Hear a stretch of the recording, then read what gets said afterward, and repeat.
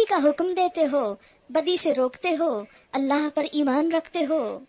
یہ اہل کتاب ایمان لاتے تو انہی کے حق میں بہتر تھا، اگرچہ ان میں کچھ لوگ ایماندار بھی پائے جاتے ہیں مگر ان کے بیشتر افراد نافرمان ہیں۔ یعنی حضور صلی اللہ علیہ وسلم کی سمت سے پہلے بنی اسرائیل کو یہ اعزاز اور یہ ذمہ داری بخشی گئی تھی، انہیں چنا گیا تھا اور ان کو کہا گیا تھا کہ تم دنیا کو ہدایت کا سامان فراہم کرو، لیکن وہ بھی آپس کے اختلافات میں پڑ گئے اور نیکی کا حکم دینے والوں کے گلے کاٹنے لگے۔ لہٰذا اللہ تعالیٰ نے ان سے یہ اعزاز لے کر امت مسلمہ کو دیا۔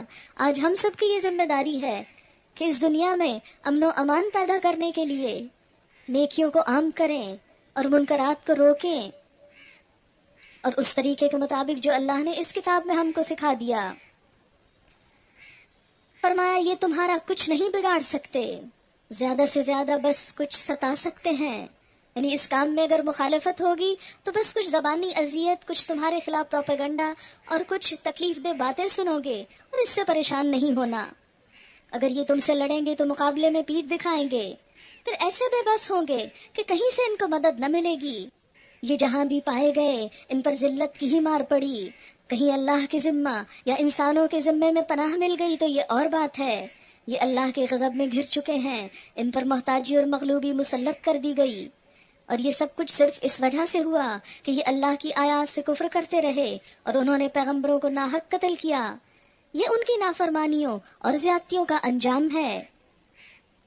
مگر سارے اہل کتاب ایک جیسے نہیں، ان میں کچھ لوگ ایسے بھی ہیں جو راہ راست پر قائم ہیں، راتوں کو اللہ کی آیات پڑھتے ہیں اور اس کے آگے سجدہ ریز ہوتے ہیں، اللہ اور روز آخرت پر ایمان رکھتے ہیں، نیکی کا حکم دیتے ہیں، برائیوں سے روکتے ہیں، بھلائی کے کاموں میں سرگرم رہتے ہیں، یہ صالح لوگ ہیں، اور جو نیکی بھی یہ کریں گے اس کی ناقدری نہ کی جائے گی۔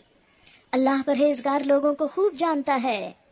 رہے وہ لوگ جنہوں نے کفر کا رویہ اختیار کیا تو اللہ کے مقابلے میں ان کو ان کا مال کچھ کام نہ دے گا، نہ اولاد کام آئے گی۔